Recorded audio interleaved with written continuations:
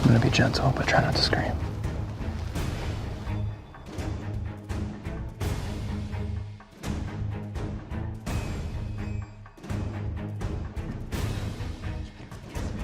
No, no, no, no, no, no, no.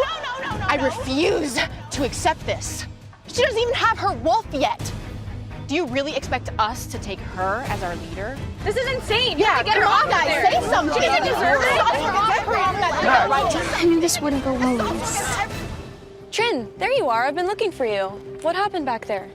Everybody knows that I'm the only one that can't shapeshift. You have this beautiful silver tendril that shows everyone you have a wolf, and I don't.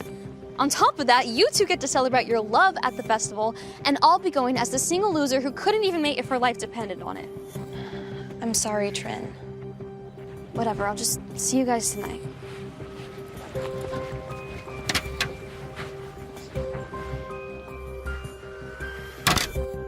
Trinity, is that you? Hey, I'm thinking about the Harvest Moon Festival, and I really don't want to go. Oh, grandfather, what are you doing here? I was concerned that you would embarrass the family at tomorrow's festival. I'm here to see to it that that does not happen. Well, it's a shame you came then, because I'm not going. Wait, what? Trinity, why? Pathetic child.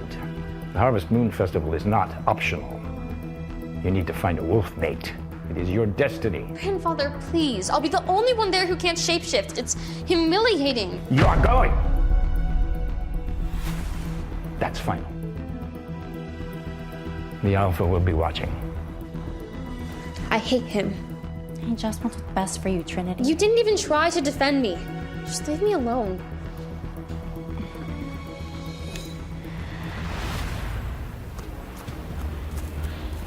Running always helps me clear my head.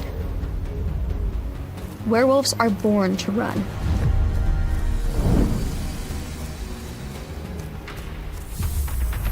What's that smell? It's not my own scent. Something else.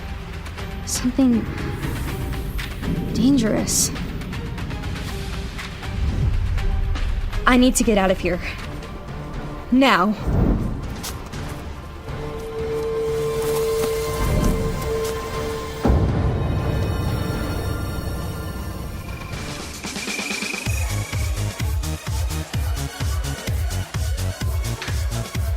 Where's Trinity?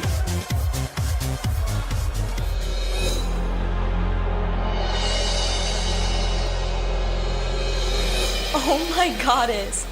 Trinity, you look hot. Shut up. I mean it. You are definitely finding a mate tonight. It's like a whole other world in here. I wish I felt like I belonged. Oh my goddess. It's the Alpha. And he's here to find his mate. But no chance it's me.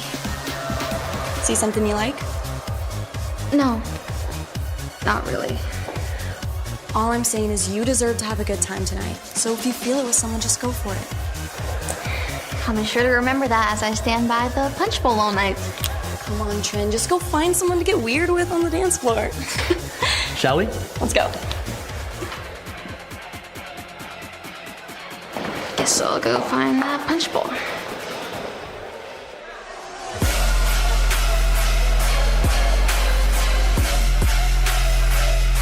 Great. Another party. Another excuse for the unmated woman of the pack to try and become my mate. How's it going, boss? Dude, I hate this. Women are just throwing themselves at me. Yeah, rough life, dude. Come on. We both know you need to find a Luna. A mate. Until then, you can't solidify your position as the Alpha.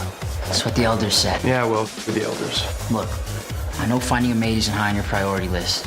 Especially after what that woman did to your father.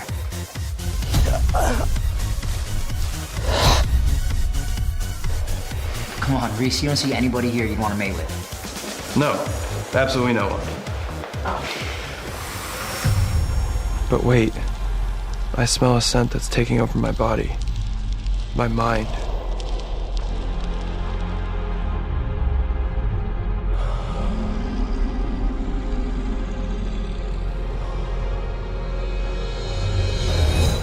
Who's that?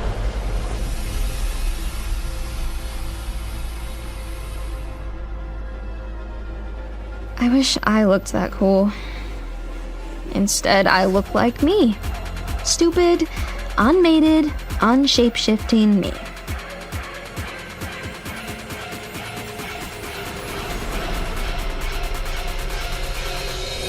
Oh my goddess. I can't believe she came even though she's in heat. Gross. I heard her dad was human. No wonder she can't find a wolf. She's a half-blood. I'd cringe if my dad was mortal too. Wait, didn't her mom like die from shame too?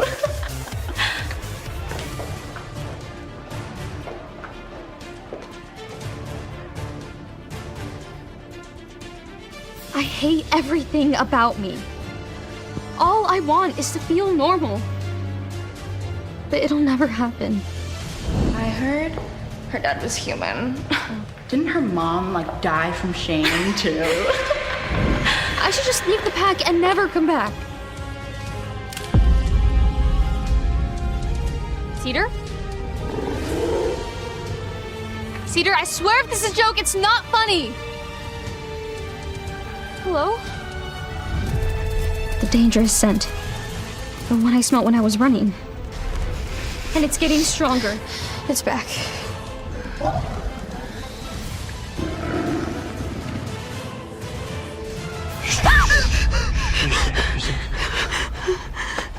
What the? You're the alpha, aren't you? His eyes. I've only seen eyes like that in books on our pack's lore. Werewolf eyes rarely turn red. This scent. This woman. It's like every molecule in my body is on fire.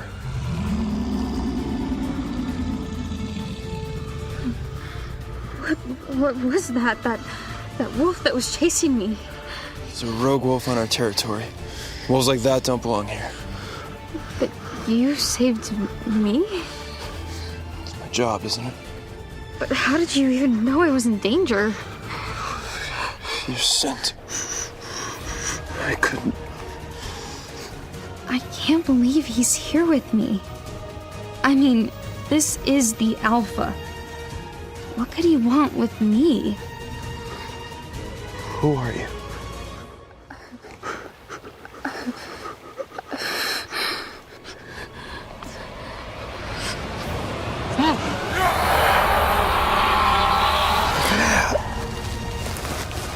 I should have never trusted her.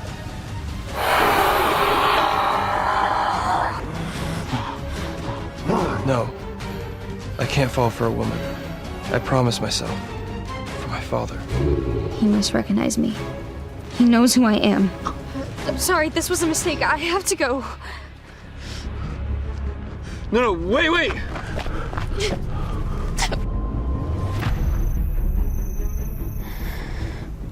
I can't stop thinking about the alpha.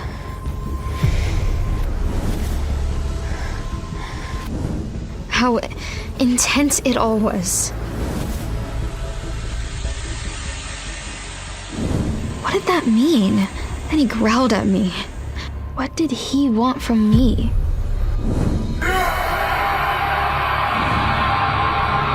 What if he banishes me from the pack? I'm doomed. No run for you this morning? I know, I sound like a broken record, but maybe running will kickstart your powers. I know, Aunt Eve. I'm working on it. Sorry. I'm sorry, I've just been in a weird mood lately. But I'm going to Juniper's and Cedar soon, so maybe I'll run with them. Planning more mischief? What's that supposed to mean? Well, I heard about the commotion you made last night. What were you thinking, Trinity, running off from the party into rival territory? Causing the Alpha to risk his life to rescue you from your own foolishness. What if he banishes you? What's your plan then? You don't understand. I understand that you are a disgrace to this family. Dad! Never mind, Eve. We've been making excuses for this child long enough. The Alpha needs a mate. Why didn't you stay in the forest with him? I don't want to be his mate. He hates me. Stop interfering in my life. Interfering? I'm helping you. You should be grateful for that. Even your own mother and father wanted nothing to do with you.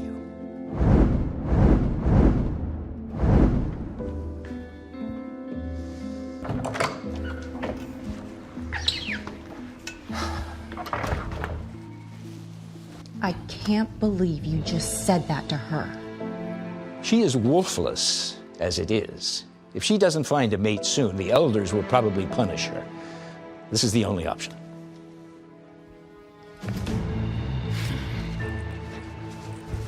I swear I'm not going back until grandfather apologizes. I hate this pack. I hate being me.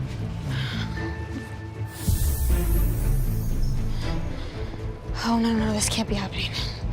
Not again. Who are you?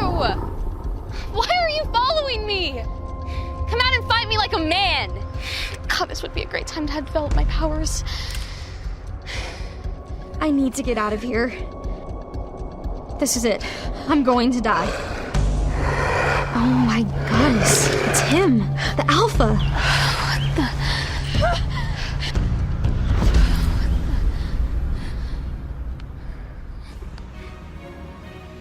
Explain yourself.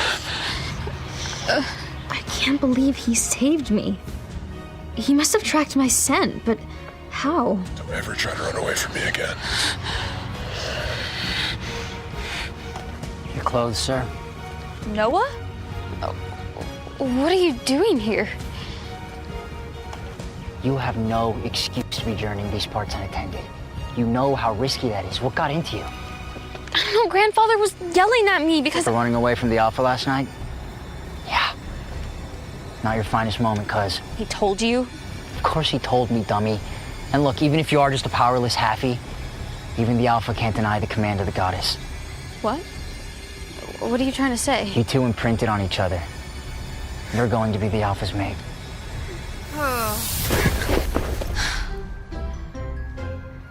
Perfect. She seems to be as excited about this as I am. I'm afraid this is not going to go as smoothly. She made a mistake. She never makes a mistake. Well, she did now. No, she did not. What are we talking about? Oh, good. Finally. Hello, young one. Come, sit, join us. I'm one of the 5 elders of the Wolf Pack. My name is Frederick. This is Elder Michael. What's going on? You, my dear, are about to become our new Luna. The forest, the attack, it wasn't a nightmare? But I can't even mate. I don't even have a wolf. Silence! You will bring no further shame to this family. You have been imprinted upon by the Alpha. As the incoming Luna, you will proudly serve this family and protect the women and the children. Indeed, the goddess cast her choice. And after years of us searching, the Harvest Moon Gathering was a triumph. I'd hardly call it a triumph. I'm forced to be with someone who won't even look at me. Now that he's imprinted, the Alpha and you are required to perform the claiming ceremony. What's a claiming ceremony? Are you kidding me? She doesn't even know our lore. Silence, Reese. The fate has been written. I must apologize, gentlemen, for my granddaughter's lack of education.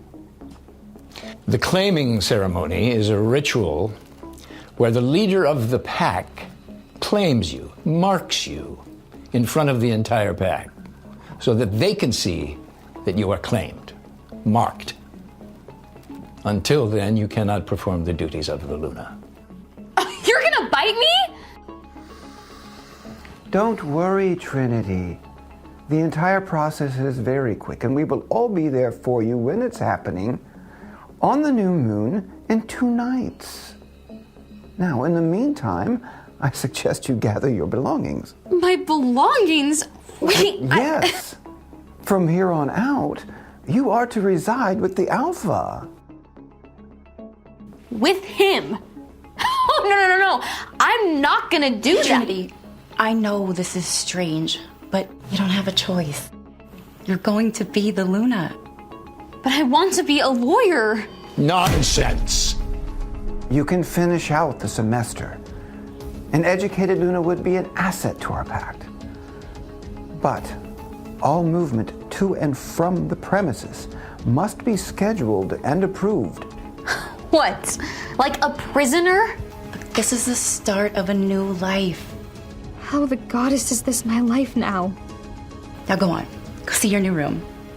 She may be my mate, but only in name. How am I possibly expected to mate with someone who hates me?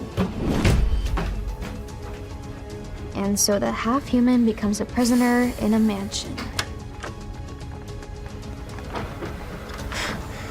This is my room? I'm no one's captive. I'm sneaking out of here.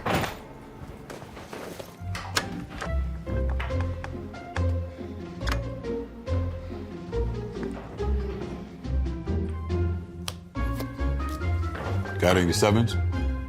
Go fish. Did you hear that? Oh, goddess. Not a rogue wolf again. Where do you think you're going? I was just on a run. Really? You just had your whole world blown up and you just wanted to get some air? Let me make one thing abundantly clear to you. If you try to leave again before the claiming ceremony, I'll make sure it's impossible for you to ever leave the house for the rest of your life as my Luna. Wait, why only until the ceremony? Because once I've marked you, I can find you anywhere. Do you understand me, little bunny? What did you just call me? I don't look like a rabbit, and I certainly don't run like one. Well, run on home then. Well, if you want me to go home, then you're just gonna have to carry me. Fine. You're nuts, you know that?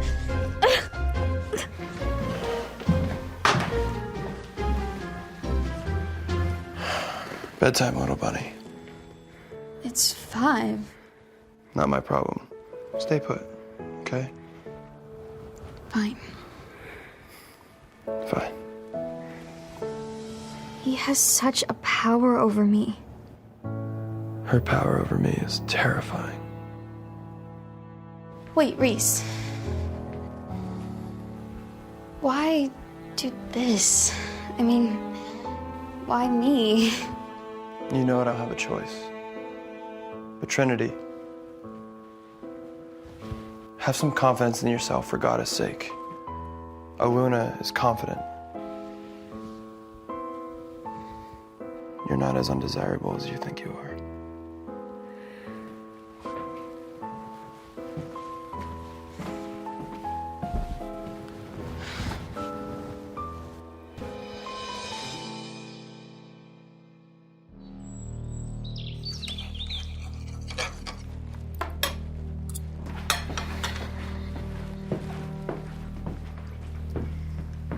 Ah, how wonderful of you to join us. The chef made you a plate. Actually, I was thinking of grabbing something from the bakery in town. Vincent, you heard her. Copy that. I'll take her. An escort? Seriously? What? You think I'd let you out on your own the day of the claiming ceremony? Because you've earned my trust or something, yeah? And I thought grandfather was overprotective. Goddess, he's such a wise ass.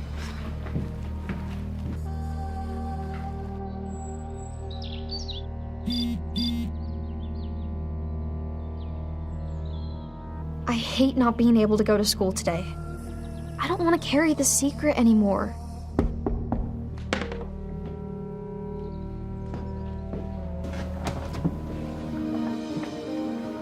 You're dressed for the claiming ceremony.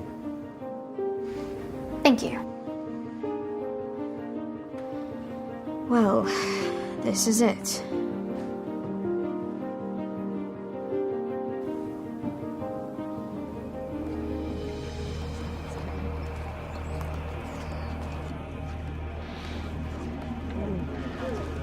Where is she? The ceremony is about to begin. Patience, Elder Frederick.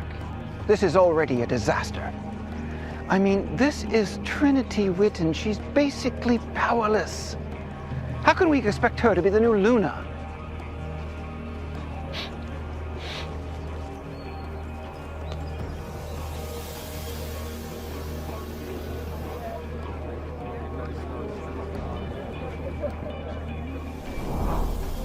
Welcome, Red Springs Wolfpack. Today we are here to celebrate a momentous occasion. Our pack has found its Luna. She is here tonight, and I will bring her out now to mark her before you all.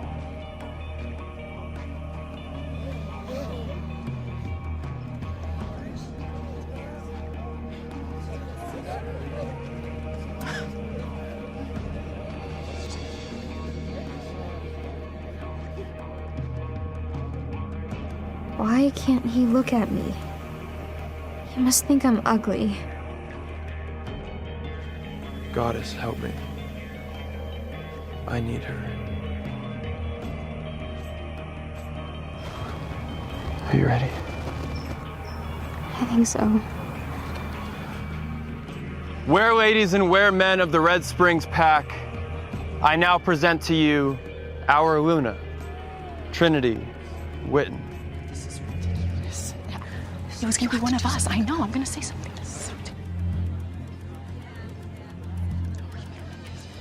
No. I refuse to accept this. She doesn't even have her wolf yet. Do you really expect us to take her as our leader? This is insane. Yeah, get come her on, off guys, there. say something. She doesn't deserve it. What did she do? We're gonna need to get Trinity to safety if they revolt. I knew this wouldn't go well, Reese. What are you even talking about? Silence! She may not have a wolf, But she is my chosen Luna. The goddess has spoken, and we must respect the fate. It is time. Are you ready? I'm gonna be gentle, but try not to scream. This is it. The end of my life.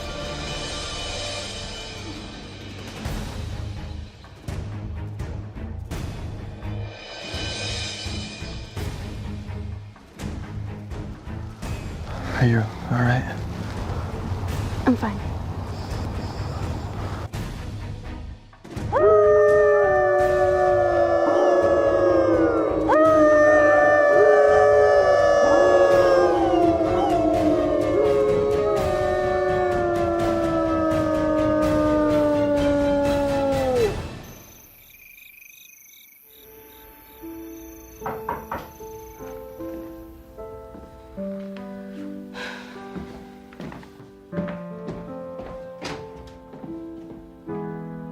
Hey.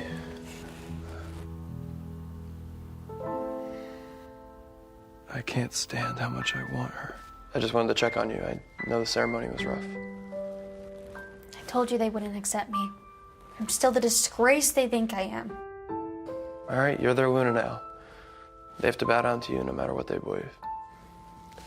Can I come in? Yeah.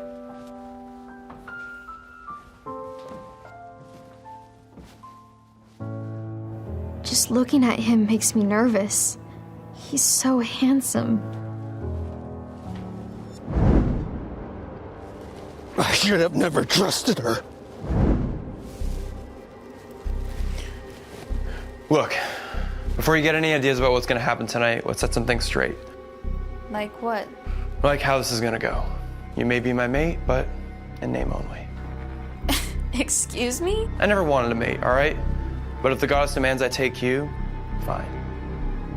but we will never be intimate, all right? You're merely an assignment to me. Is that understood? So what? You tricked me into being your Luna by pretending there was something between us? I never pretend. Get your emotions in check. Well, if I'm nothing to you, then you're nothing to me. Look. Get out of my room, you feral dog! What did you call me? You heard me. If I'm a weak little bunny, then you're a disgusting dog. I will never love you.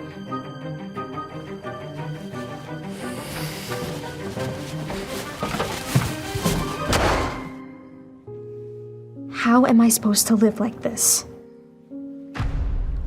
Vincent, can't you wait in the car? Everyone's watching. No, I can't, Luna. Hey, that's my friend, and I'd really like to talk to her in private. Can you give us some space? Of course, Luna. Please, take your time.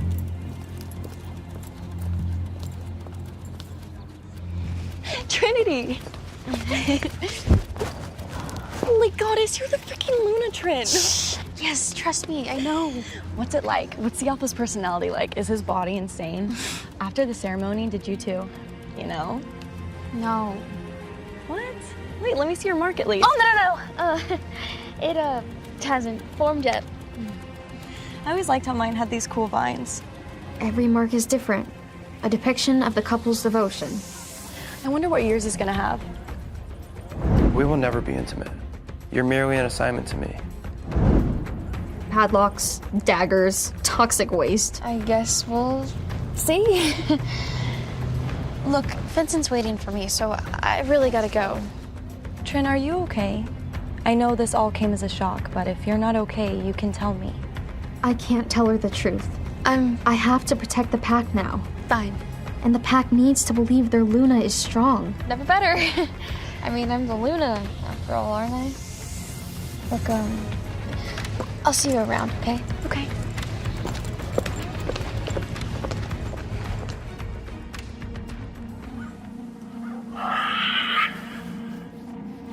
Bad day, boss? More like a bad week. Sit. All right, what do you got for me? Run through the list. All right. You're needed at the Azure River Pack to discuss the plan for warlock mitigations and other threats to the two packs. It's been a while since I've seen my cousin. Let him know I'll be there by the end of the week. We need a plan for those inbreds, and soon. Vincent, you'll come with us for protection. Unless you have other pressing engagements aside from protecting myself and the Luna. Well, it's just... I'm so sorry, sir, but my wife, Heather, is pregnant with our first pup. And she's due any day now. Damn it. I forgot. She can't handle that on her own, I'm assuming? Fine. Stay here. We'll protect ourselves. And Vincent, congratulations. A pup is a blessing, so I hear. Shall we leave you, sir? Yes, please. Oh, and, sir, the information you requested.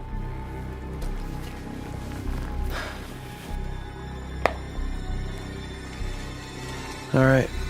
Time to discover more about my darling Luna.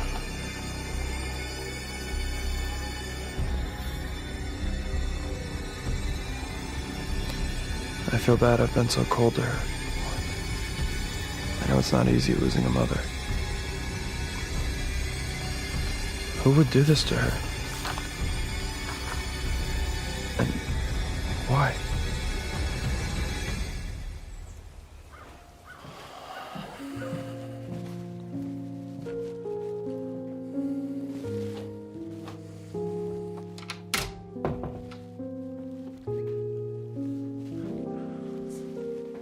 My mother. After my father died, my mother was never the same. It's as if she died that day too. I have to go away for a few days to visit Riley and his pack. She's coming with me too. Oh, you really don't have to.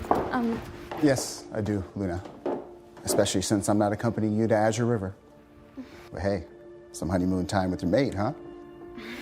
Yeah, gee, I just can't wait. Well, he can be rough around the edges, but he isn't all bad. That's news to me. Let's just say I really do wish you were coming. You're better company. Will you promise me something, Luna? Do not, under any circumstance, go off on your own in Azure River. It's a rough area. Rival packs, warlocks. Please, promise me? Yeah, I promise. But seriously, how bad can it be? I'll take your bags to the car.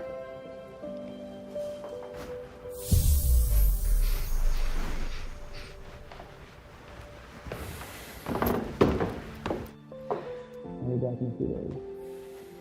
What if you can't protect yourself when she needs to? I guess I haven't told you the news yet. I'm mated now. Your boy's all grown up. She's pretty, in a way that's different than the rest of the pack. She's smart too. Well, that's at least what her cousin says. But she doesn't have a wolf. What if she can't protect herself when she needs to? Or worse, what if she can't protect the pack? You know, like, what was the goddess thinking when she paired us together? I don't know. Maybe I'm too hard on her.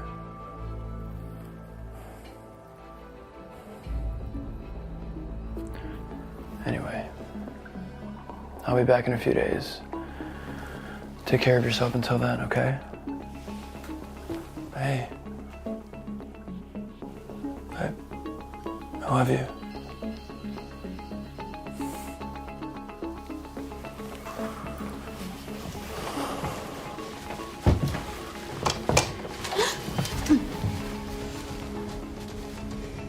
What are you doing? Nothing. Nothing, just waiting for you. Right. Well then, let's get on with it. I'm driving.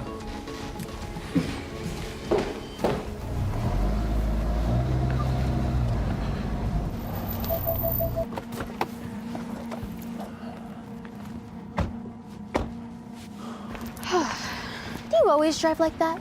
Like what? Like a jackass, to put it lightly. You really need to toughen up, little bunny. What are we doing at your cousin's place anyway? What, you two need to howl together and run through the forest? You really don't get it, do you? Well, enlighten me then. Well... Cousin! You made it! Riley! It's good to see you, man. Good to see you. It's been too long. And you brought your new beautiful Luna. What is someone as gorgeous as you doing, my cousin? All right, down, boy. She's mine. My goodness, where are my manners? This is my lovely mate, Katie. Very pleased to meet you, Luna. I'm the Luna here, too? Forgive me. She's learning on the job. Well, come on, let's go get a drink. It's a long-standing treaty we have that we preside over Azure River. Your reign extends here, too. Well, how was I supposed to know that? Just try not to embarrass me or yourself again. Got it? All right. Hey.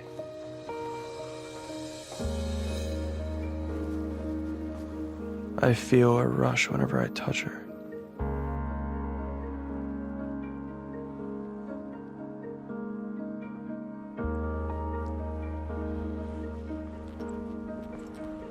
So Reese over here thought it'd be a great idea to put pillows in the bed to make it look like we hadn't snuck out. Like that was gonna work. Got us both grounded. There are endless stories like this for them to tell you. All right. In my defense, I was young and a little dumb. So nice to hear your humility for once. Wow, she's a spitfire, cuz. All right, we have some snacks. Make yourselves at home. Any drinks, anyone? Yes, please. I'll help you out, Katie. I just don't see Reese having that rebellious side to him. Oh, you don't know your mate as well as I do then. This guy was always letting his wild side out. Drove his father crazy. May you rest in peace. Yes. Riley, can I ask, what happened to him? Reese's father. It's a terrible story, really. A rival pack infiltrated our territory.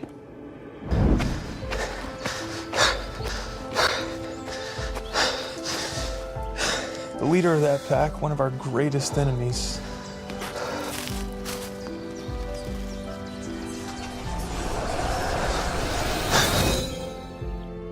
blindsided him one day.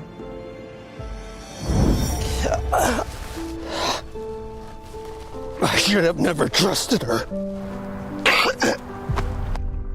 In the end, Reese's father was betrayed by a woman named Mandy. A wolfless woman.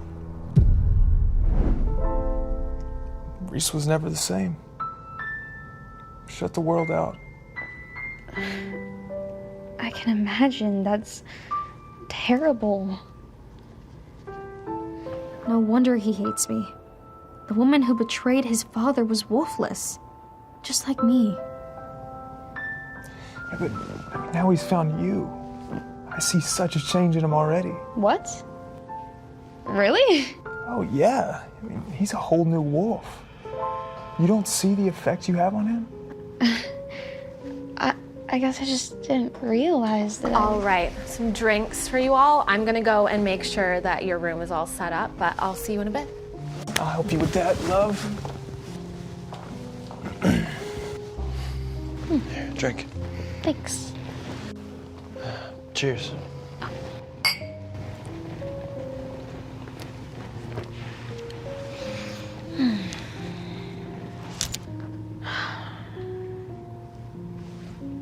It's beautiful. Yeah, Riley's estate's been a part of our family for years now. Oh, not that. The music. Oh.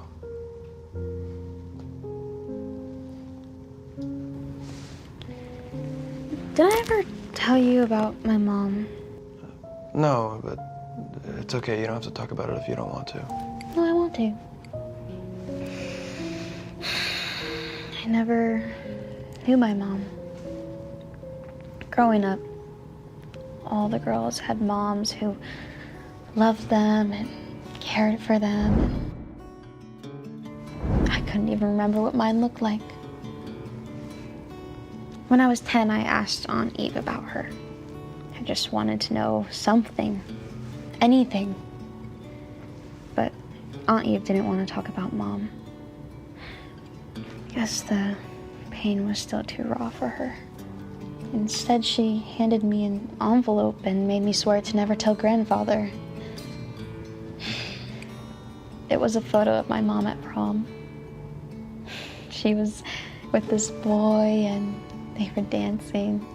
My God, her eyes and her smile. She was magnificent.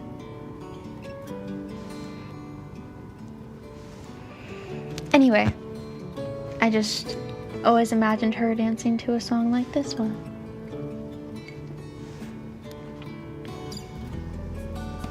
Here. What? Dance with me. Right now? Yeah. Where?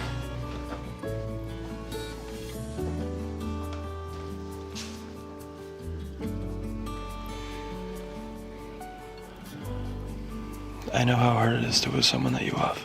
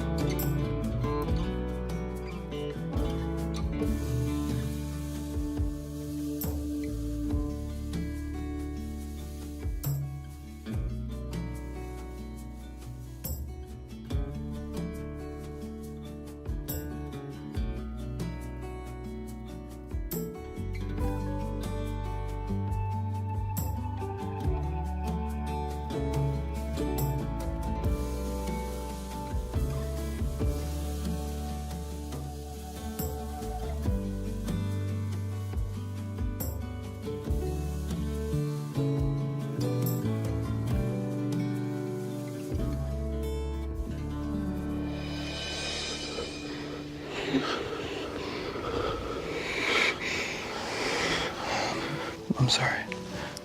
No, it's okay. Am I interrupting something?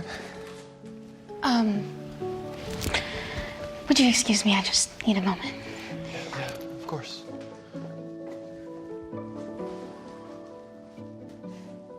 That looked intense. Was it?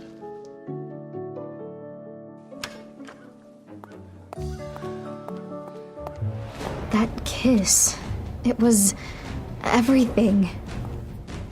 It felt like a tidal wave breaking in me. You feral dog! I will never love you. Little did he know it was my first kiss ever.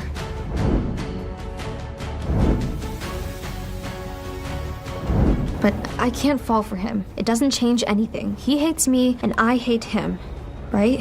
Come on, pull yourself together, Luna.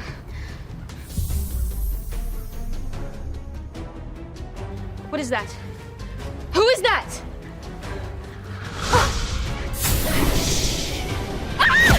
Run me through this again. How many warlocks are spotted in the area? That sounded like Trinity. Who are you?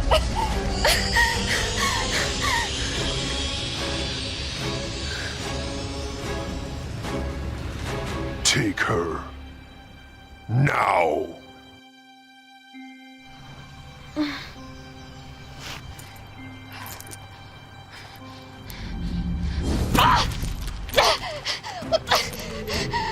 Don't strain yourself, little Luna. Who are you? What do you want? Leverage, Luna. We want leverage. And now that we have you, we're gonna get it. Who's talking to me? How am I supposed to fend off an attacker I can't see? Not a chance anyone's finding me here alive. Please, stop. You're hurting me. Good.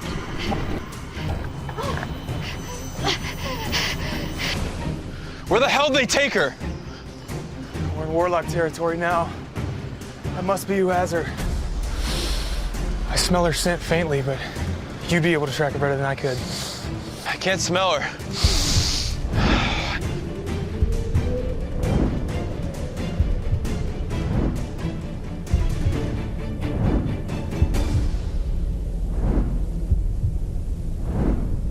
I can't smell her at all.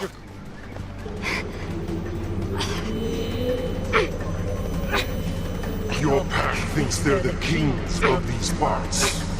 Little do they know, their time is running out. Especially with a wolfless girl like you as their all-powerful Luna.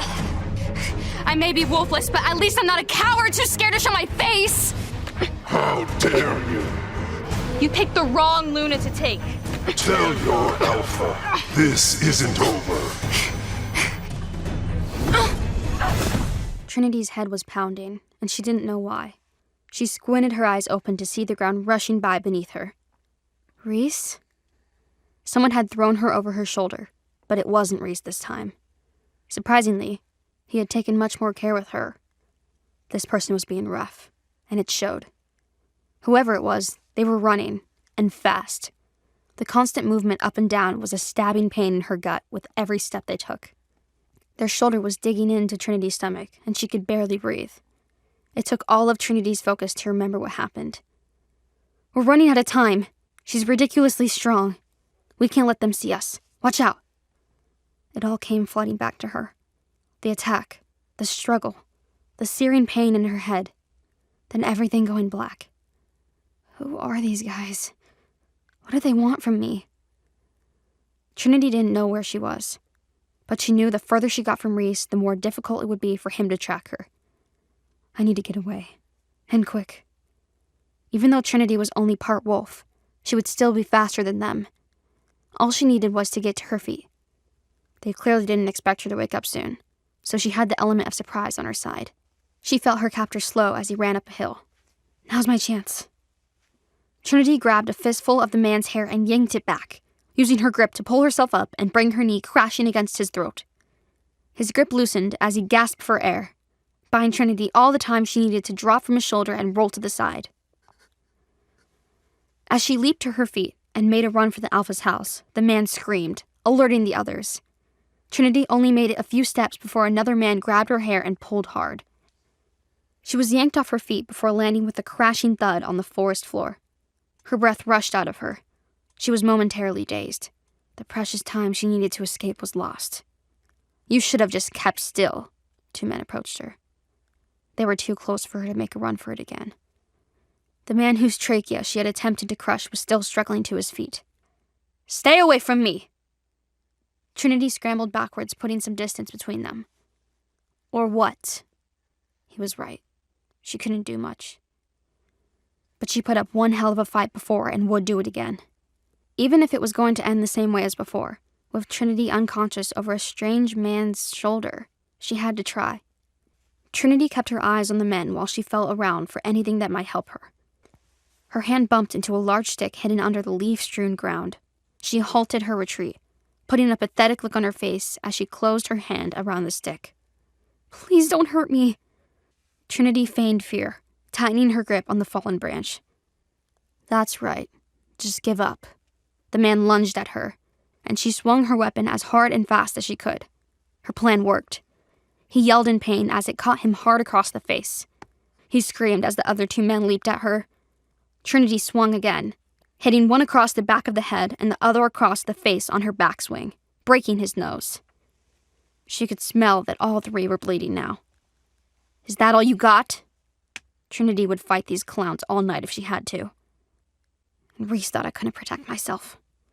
Trinity watched the men hesitate as she whipped the branch around in warning. "I may not have a wolf, but I can do plenty of damage on my own." Trinity could fight 1 man off on her own, maybe even 2. But when all 3 of them worked together, she didn't stand a chance. The 3 of them looked at each other and nodded in agreement before attacking Trinity at the same time. She swung as quickly as she could, but she wasn't fast enough.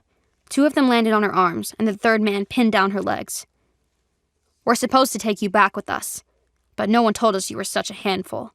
The man pinning her legs leaned forward, placing his hands on either side of her head. "Perhaps we need to make you more compliant." "Get off me!" Trinity spat the words in his face. "Don't touch me!" All 4 of them froze at the sound of a wolf snarling in the distance. "Reese." Trinity breathed his name in a sigh of relief. "I didn't think he would come for me." Trinity's heartbeat quickened. It's probably only because he had to pretend that we're a proper couple. She imagined how annoyed and embarrassed he must have been when his meeting with his cousin was interrupted. Trinity couldn't seem to do anything right. "We're out of time." One of the men interrupted Trinity's thoughts. They leapt up, releasing her. Cowards. Trinity rubbed her arms where the men had bruised her. "Don't worry. We'll be back for you." One of the men laughed as he stood. "Here's a parting gift." The man kicked her hard in the side of the head, right where they'd hit her earlier. She cried out in pain as bright stars flashed before her eyes. "I'm coming, little bunny. I won't let them take you." Reese's wolf bounded through the woods, following the trail. He knew he was getting closer to them. Little Bunny's scent was getting stronger. He heard a man cry out in pain. Little Bunny must be awake and on the offense again. Way to go, Little Bunny. Then Reese heard the sound of Trinity crying out in pain. He snarled. His wolf didn't like them hurting his mate. The men cried out in pain again, and Reese inhaled a fresh scent of blood. None of it hers. Thank Goddess. That's my devil bunny. "Get off me! Don't touch me!" Reese was finally close enough to understand their words. His blood was boiling as he was imagining what prompted her to say that. "Hands off," his wolf was screaming. "Leave her alone." Reese could see her through the trees now. 3 men were pinning her down. He snarled, and all 4 of them turned to look in his direction. "Reese." What a relief it was to hear her say his name. "We're out of time." The men stood up and began retreating. That's right. Cowards. "Don't worry, we'll be back for you. Here's a parting gift." Reese watched as one of the men kicked Trinity hard in the side of the head. Her cry of pain launched Reese into a burst of speed, faster than he knew he could go. He saw Trinity rise to her knees as they ran away. Good. She's conscious. She was so much tougher than he thought, but she didn't seem to have the energy to get to her feet. As Reese approached, he hesitated. Do I go after them or stay with Little Bunny? He had never been torn like this before. My duty is to protect the pack. She's part of the pack.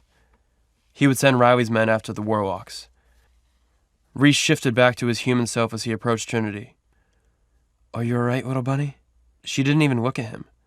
She just stared in the direction of the warlocks, as if Reese wasn't even there. That blow to the head must have been bad, and she was more susceptible to injury than Reese. He knelt by her side. Hey, are you okay? She kept ignoring him. Reese moved into her line of vision, and for the first time, he could see her eyes. Trinity's eyes were glowing. Her irises, normally a bright sky blue, radiated almost white now. 2 inner circles, one a sapphire blue and the other a metallic gold, turned into the center of her eyes, almost like a camera lens permanently autofocusing and zooming. Trinity, what's going on? Reese had never seen anything like this before. He was glad he was the first one to find her like this. What would the others think of this? They're going to get away if we don't hurry. Trinity kept her gaze in the direction of the warlocks. They've already gotten away. They're long gone and we couldn't track their scent. They're right there! Trinity pointed somewhere in the trees. They're about 1,800 meters that way. You can still see them? Not even Reese could see them. You can't? Trinity's brow furrowed in confusion. No, Reese answered. Why don't you follow their scent? It's a little weird. It makes me sneeze. Trinity, we can't smell them at all. Trinity blinked, her face a mix of confusion, exhaustion, and pain. What do you mean you can't smell them? None of us here can smell them. Only you. What? Trinity's face fell. I'm the only one? Further proof I don't belong. Why could Trinity see and smell the warlocks when no one else could? At least you can smell them when they're trying to hide. Be on your guard next time, Reese said, to which Trinity nodded. Now that Reese knew Trinity was safe, he remembered why he was angry with her. More importantly, why the hell did you leave the spot? I told you to stay put. Reese could see Trinity preparing to argue as defiance filled her eyes, but he was not going to back down. She disobeyed him and it could have gotten her killed.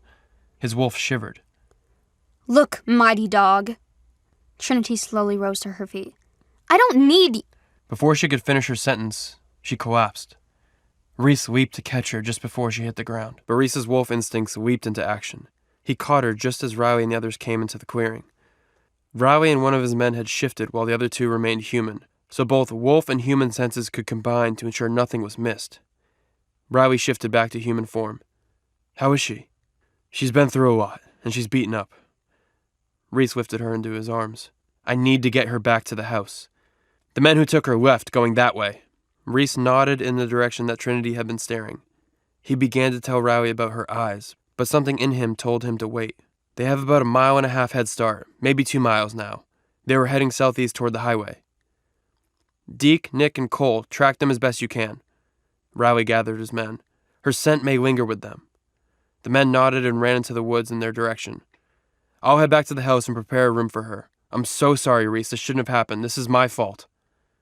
No, it's mine. I should have never left her alone, and none of us thought this would happen. Reese cradled Trinity against his chest, remembering the last time he had carried her in his arms. She was asleep then. Now, she was unconscious and unlikely to wake up. That's probably a good thing. Reese was stark naked after shifting into a wolf and back. She would most likely take offense to that. Riley was already ahead at the house when Reese arrived with Trinity since he had run ahead in his wolf form. He waited in the forest with a set of clothes for Reese. Reese knew he had put Trinity down to get dressed, but something in him hesitated. He didn't want to let her go. I'm being ridiculous. He finally set her down on the ground, propped up against a tree. When he picked her up again, Trinity released a groan. She was in pain. Reese's wolf snarled. Riley led Reese into the room he had prepared for Trinity. Riley, I need to talk to you. Privately. Reese tucked Trinity in bed as Riley cleared the room, leaving just the 3 of them. What is it, Reese? There's something I need to tell you about Trinity. Reese had not told Riley or anyone in the pack that Trinity didn't have a wolf. He didn't want rumors spreading and following her everywhere. But now, Riley needed to know. What's wrong? Reese could see that Riley feared the worst. I don't want what I'm about to tell you to leave this room. You have my word, brother. Reese knew he could trust Riley. Trinity is not like the other members of the pack. She's not like you and I. What does that mean? No point in drawing it out. She doesn't have a wolf. How can that be? Reese watched all the thoughts he had been sitting with since their mating cross Riley's face. I don't know exactly. Reese shook his head. But her mother was a wolf. I know that for a fact. And her father? No one knows, Reese answered. Either her mother didn't know, or she was afraid to tell anyone. Or maybe she was manipulated into not telling. Reese was starting to have his own thoughts concerning Trinity's lineage, and he wondered if he was anywhere near the truth. Do you think he was human? No. We've had pack members with one human parent before. They still have a wolf, just a weaker one. Do you have any theories? Just one. Reese hesitated. I don't know if I want to say it just yet. Fair enough. Riley knew not to pressure Reese. What do you need from me right now? For now, keep your most trusted men around her. I'm going to call a doctor. We have a pack doctor here. No. Reese's voice was louder than he intended it to be. I'm sorry, I just need to call someone that I trust. I've already let Trinity down enough for one night. Reese sent word to his pack's best doctor. There's been an emergency. Get her as soon as you can. Whatever the cost, I'll pay for it. Hell, take the helicopter. Reese paced the hallway outside Trinity's room. He knew he was forgetting something. Vincent. Is she all right? Vincent answered on the first ring. He must have been waiting on this call for hours. After his calls with both his Luna and his Alpha were cut short, Reese couldn't blame him. Reese heard Vincent let out a sigh. I found her, and she's resting. I'm waiting for a pack doctor from the city to get here and check her out. Oh, goddess, is she hurt badly? Vincent really cared about Trinity. She's been hit in the head a few times, and she's unconscious, and I'm sure she'll be exhausted when she wakes up. I just hope the doctor is here by then, Reese added. I'm so sorry, Alpha. I should have gone with you. I should have not left her earlier this evening, Vincent said sincerely. No need to apologize, Vincent. You did as you were ordered to do. I would have told you to go as well. None of us expected this to happen. Who attacked her? Was it someone from the pack? Who would wish our Luna harm? We have a treaty with this pack, and we know she wasn't attacked by wolves. Wait, what? Vincent gasped. Then who attacked her? Warlocks. What? Reese growled as Vincent shouted into his ear. What do warlocks want with the Luna? I don't know, but I intend to find out. Reese peeked into Trinity's room to see her still unconscious. I have another meeting, which will have to be pushed to another time later in the day. I'll keep you posted. But Vincent? Yes, Alpha? When we get back, she is to be watched more carefully at all times. Yes, sir, I can promise you that. For the second time in one night, Trinity woke up in an unfamiliar place with her head pounding. At least this is much more comfortable than the last time. The warlocks, the fighting, the kick to the head. Reese. Where's Reese? She tried to open her eyes, but even the faintest light felt like knives in her brain. She groaned. She heard Reese talking, but it sounded fuzzy. Are you awake? It was more clear this time. Not really. Trinity's voice didn't sound like her own. It was muffled. How are you feeling? Like my head is about to explode. It felt like an accurate description. She hoped the warlocks were in worse shape than she was. A doctor is on his way. He should be here any minute now. Does he carry a pharmacy? I didn't ask. Reese chuckled. He was impressed by Trinity's capacity of a joke at a time like this. If he doesn't, he's fired, Trinity growled. Reese laughed again and brushed a lock of hair from Trinity's face. It was the first time he had touched her so intimately in private, without maintaining some kind of act for other people. She remembered the kiss they shared earlier, her first kiss, and she longed for another. She wanted to know what it was like to kiss him behind closed doors. She tried to push herself up into a seated position, and her throbbing head forced her back down on the bed. Rest, little bunny. Trinity had heard Reese speaking this gently before, but never to her. I thought I was going to lose you. You came for me? Reese was quiet. Trinity squinted her eyes open to see the concern on his face. Of course I did. Reese stroked her hair again. You're my mate. When Trinity looked into his eyes, her desire for him was stronger than the pounding in her head. Despite his insistence that she was nothing to him, Trinity knew he could feel the mate bond too, and it was growing stronger by the day. He leaned in, breathing her scent. His soft lips just brushed against her own when he leaped back. There was a light knock on the door. Who is it? Reese cleared his throat. It's Dr. Griffin. I'm here for the Luna. Reese eagerly threw the door open and ushered in a man in his early 40s. He was dressed in a casual business suit and carrying a dark blue duffel bag. Griffin, thank you so much for rushing over here. Reese guided Griffin to the bed. She sustained a lot of injuries and is probably just coming down from all the adrenaline. She's been drifting in and out of consciousness, primarily due to a couple of blows to the head. As Reese detailed the events of the night, Trinity struggled to remain conscious. She tried to focus on his voice as flashes of the last few hours came back to her. Why could she smell the warlocks when no one else could? What happened to her eyes when she tracked them running away? And lastly, she remembered waking up as she was being carried. She'd tensed in fear, thinking the warlocks were dragging her away again. But it wasn't the warlocks. She was back in Reese's gentle arms. Her eyes fluttered open to his bare skin, glowing in the moonlight. She'd known then that she was safe. You can go to bed if you would like, Alpha. It's late, and I can update you in the morning. No. Hearing Reese's voice so close soothed her. I'll stay here. She was safe. Reese hissed at Dr. Griffin as Trinity winced for the third time. Griffin glanced up with a warning. I can't be any more careful, sir. Luna's not wincing because of me. She's wounded. I'll kill them, Reese swore. Trinity squeezed her eyes tighter. It's fine. It just hurts. Griffin lowered his hands from her head to look at Reese again. I won't know anything else without a scan. I'm guessing you want to avoid that? Werewolves had healing properties that Trinity didn't have. The only medical scans they did were to make sure that bones could be set properly before they healed in the wrong position. Do you think she needs one? Reese asked. Head injuries are tricky, sir. We wouldn't want to wait until things get worse. Trinity groaned. It's probably nothing. I just want to take a pain pill and sleep. And if you have a concussion and never wake up? Reese asked her. At least the pain will be gone, she mumbled. Reese growled, but Trinity didn't even have the energy to roll her eyes at him. She huffed. If you're so worried, you can monitor me. Wake me up if I stop breathing. Not funny, little bunny. Griffin chimed in. She's not wrong. If you check every few hours, then fine. But if she has any problems with her vision or balance, then we need to get her to a real hospital, immediately. Do you understand? Yes. Trinity and Reese answered together. Griffin opened his bag to retrieve a small vial. One dose will be enough. It won't wipe out everything, but that's a good thing. Pain is there as a warning sign. She lifted her hand to him, opening and closing it like a child for a bottle. Her annoyance slipped into her voice. Yeah, pain good, death bad. Please, I need this to stop. Goddess, she sounds awful. Reese grimaced at her pain. Griffin checked in with Reese and the Alpha nodded. Griffin quickly filled the syringe with the medicine and motioned for Trinity's arm. He found her vein and pierced it with the needle.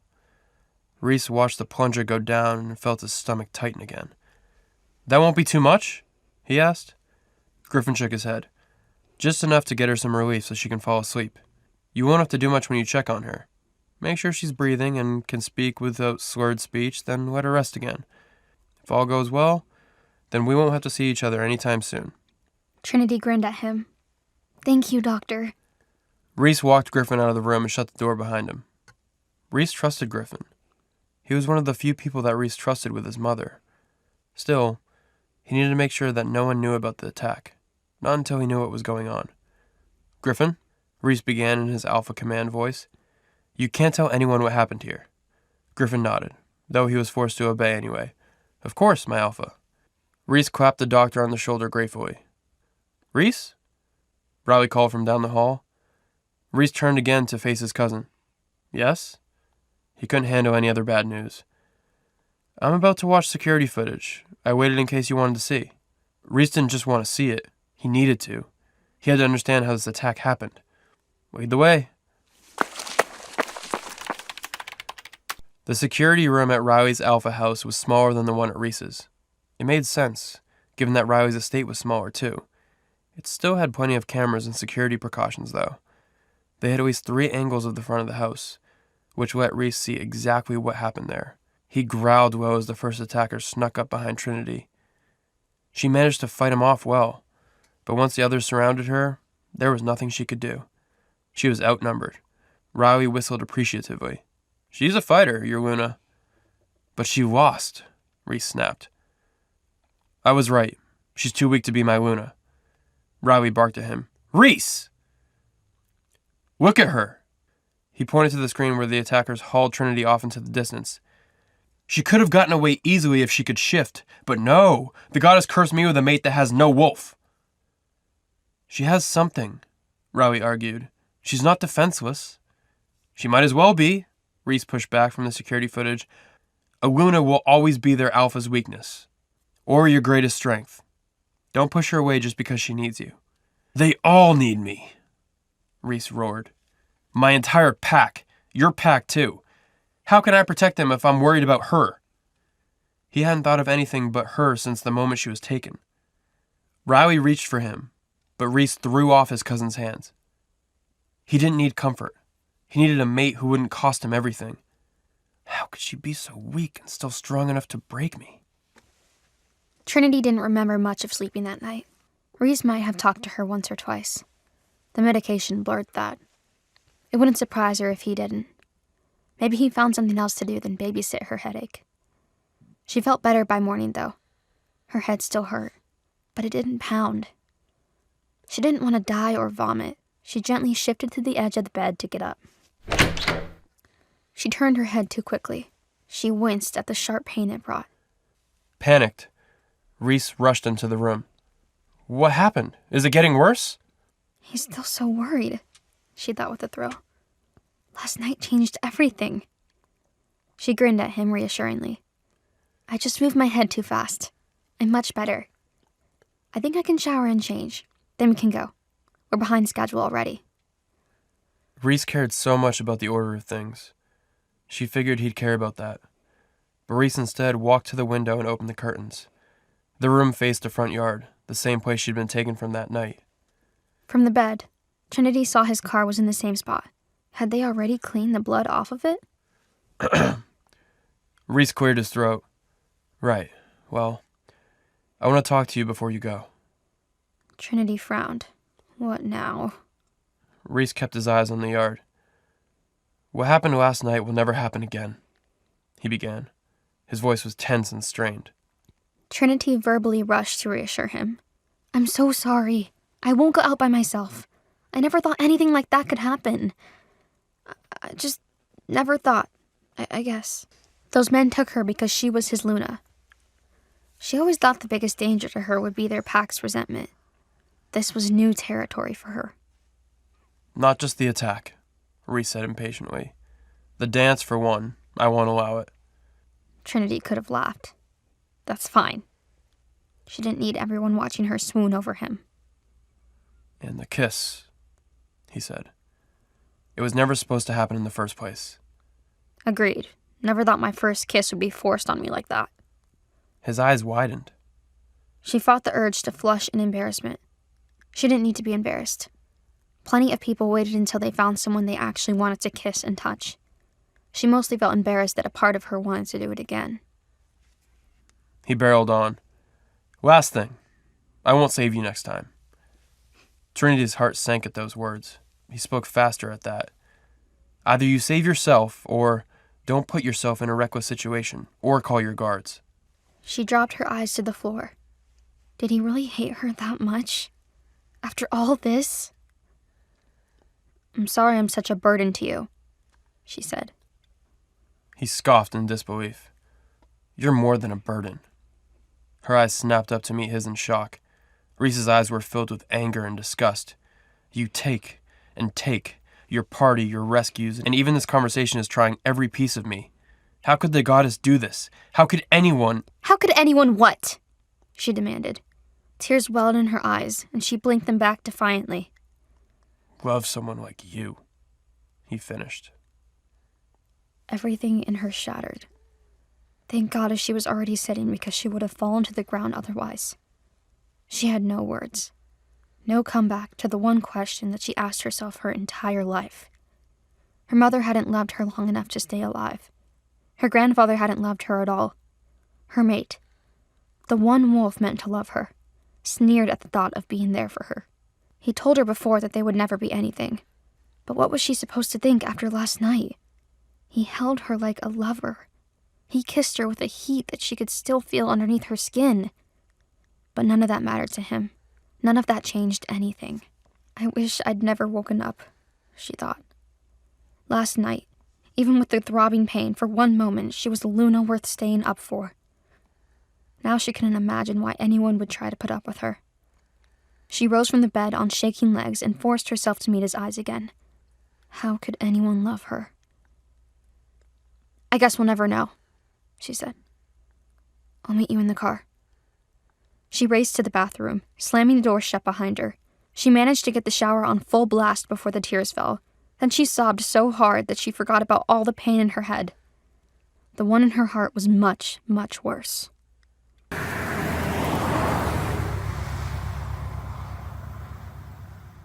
Trinity and Reese spent the entire ride to the next pack in silence. She stared out the window, blinking her red eyes and praying to the goddess that it wouldn't be a long visit. How could I be so foolish? She thought. She knew that her feelings toward Reese weren't all her fault. The mate bond helped speed them along.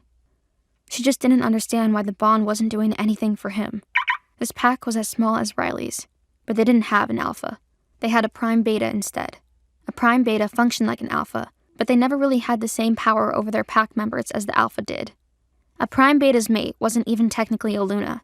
She helped with the women and children, but she had no official role in the pack. She was nice enough to Trinity anyway. She smiled as they sat in the dining room while Reese met with the prime beta. How was the Azure River pack? The woman asked. Eventful, Trinity answered dryly. I still have a slight headache. Don't worry about entertaining me. The boy should be done soon enough. Thank you, Trinity said. Honestly, she didn't say much else for the rest of their short visit, or on the drive back to Red Springs, or the rest of the weekend.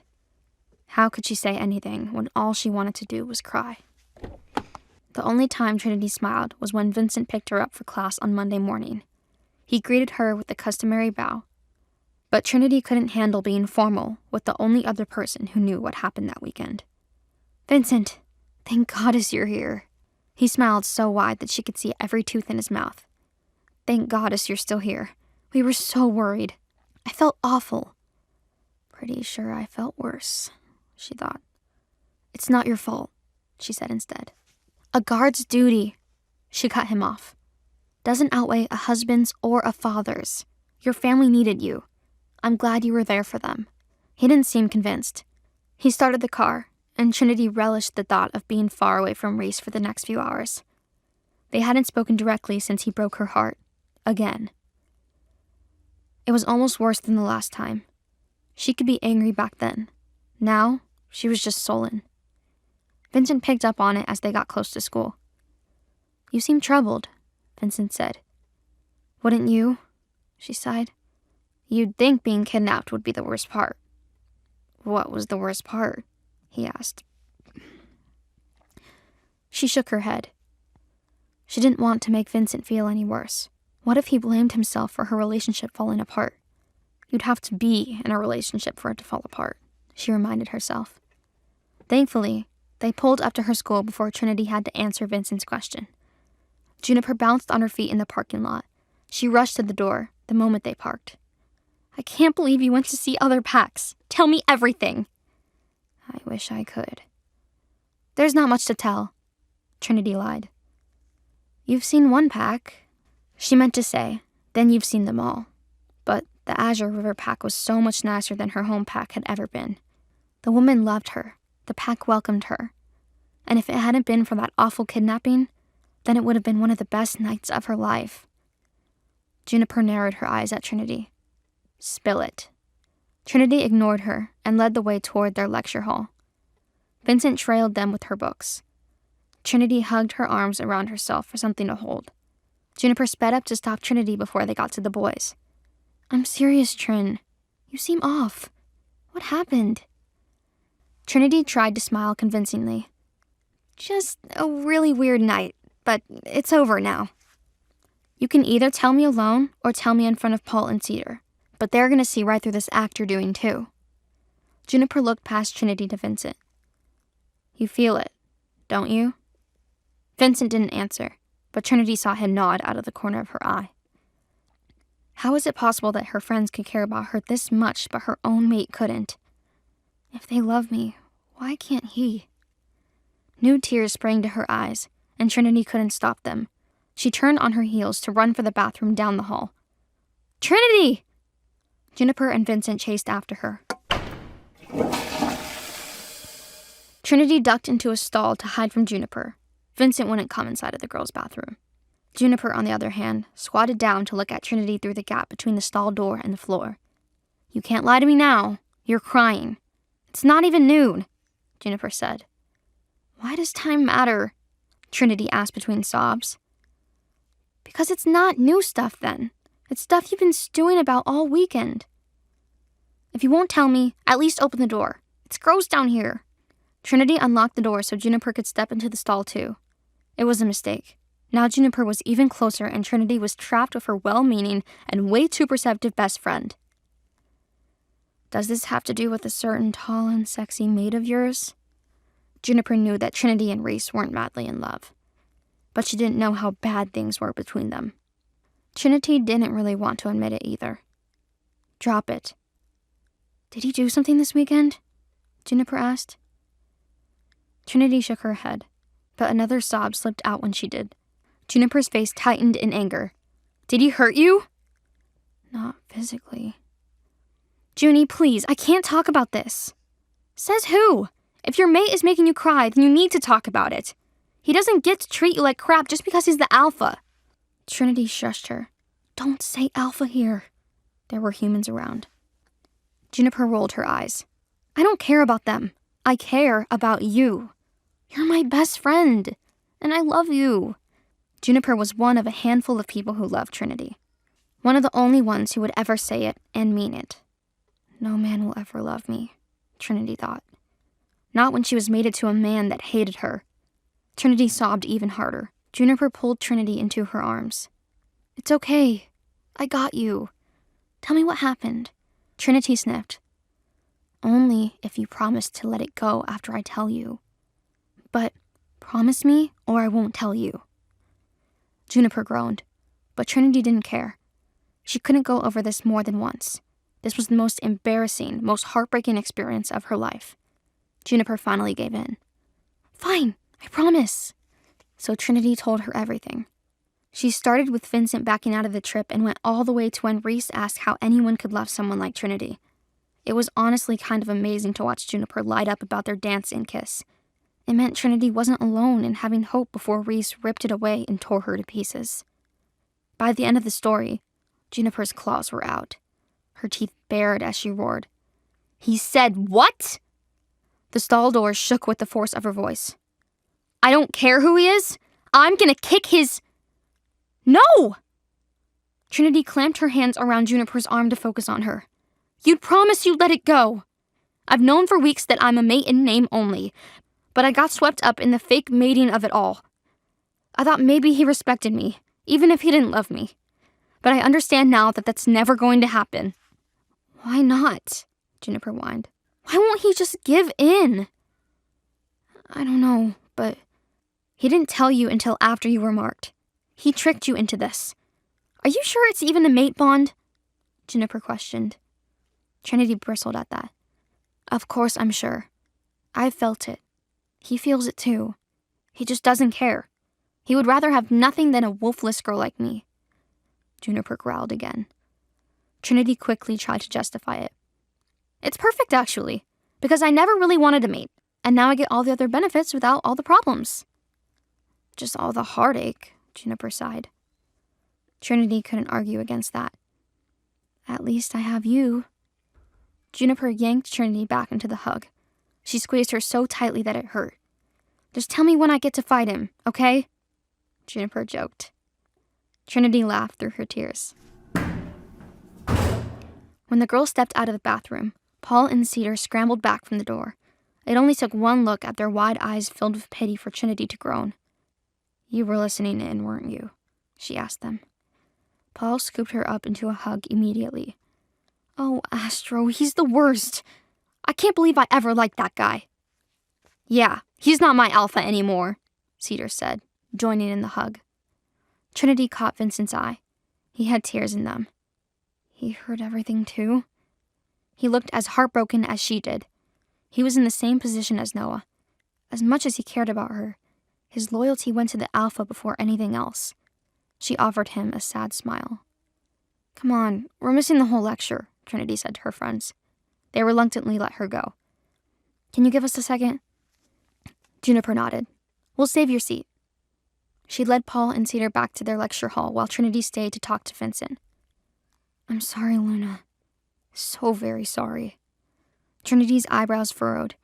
"You don't have to be sorry for him. No, for me. I should have been there for you. Not just this weekend, the entire time.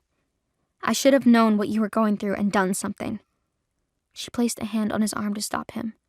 "Hey, how could you have known?" she asked. "It's my problem, no one else's. You shouldn't have to go through this alone," he told her. "If one of my pups ever had to feel the way you do," a protective anger flashed in his eyes. "They won't," she said. "It wasn't just to comfort him. You would never let that happen. And I'm not alone. You've helped so much, without knowing how.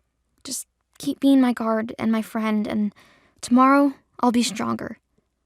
Vincent's chin wobbled sadly. "You're too strong already," he said. "On the way home, we'll get ice cream, all right?" Trinity chuckled in surprise. "Ice cream? Do I look 5 to you?" "My Uncle Eddie has a shop, and his homemade flavors always cheer Heather up. Let me take you," Vincent added. As much as Trinity wanted to say no and stop being a burden to everyone around her, she could see how badly Vincent needed this. "Fine, but only one scoop, and we'll take the long way," she said. His eyes lit up. "The alpha won't like that," he said conspiratorially. "Perfect. Let him be unhappy for once," Reese asked as soon as the door to his office shut, without even looking at Trinity. After their weekend with the Azure River Pack, Trinity hadn't seen or talked to Reese again all week. Not until it was time for them to make their next set of pack introductions. "Yes. Is this really all he called me into his office for? I can pack my own bag, Reese." "I expect you to be as convincing as you were last time." Reese still didn't look up from his desk. "Can you manage that?" "I guess that depends on you, doesn't it?" So that's what this was about. How could Reese expect her to play the part of devoted mate if he was going to be cruel to her behind closed doors? "What's that supposed to mean?" Reese finally looked up from his desk. "If you can behave yourself, Fido, then so can I." Reese growled loudly at his least favorite pet name. "Are you trying to provoke me, little bunny?" Reese questioned, to which Trinity smiled. "You better get this out of your system now." "Gladly. Got a baseball bat?" Trinity asked. Reese shook his head. "As long as no one else in the pack, or any other pack for that matter, sees this attitude, I don't care. You can make your little threats all you want." "Little threats?" Trinity approached the desk. "You are so condescending."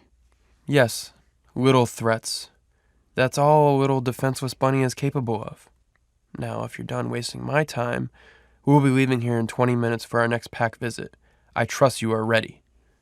Reese walked towards the door, but Trinity blocked his path. "Trinity, be a good little bunny and get out of my way. What's your problem?" "What's my problem?" Trinity was seething. "I didn't choose to be your Luna. You feel the mate bond too. But you didn't get what you wanted, and all you've done is take it out on me since I got here. Just because I don't fawn all over you or worship at your feet like all the she-wolves at your party throwing themselves at you. You're acting like a child. If you're concerned about me being nice to you in front of others, maybe you should have the decency to treat me with respect." "You've got it wrong, Trinity. I don't need a Luna who worships at my feet. That's not why I'm rejecting you. It's because you're too weak to have a wolf. Reese gently picked Trinity up by her shoulders to move her out of the way. I've given you everything you could ever want, Trinity. Any other woman in this pack would kill to have what you have. Don't forget that. All I'm asking you to do is do your duty as Luna. Trinity looked away to hide the tears in her eyes. Everything I could want? No one wants to be told they're incapable of being loved.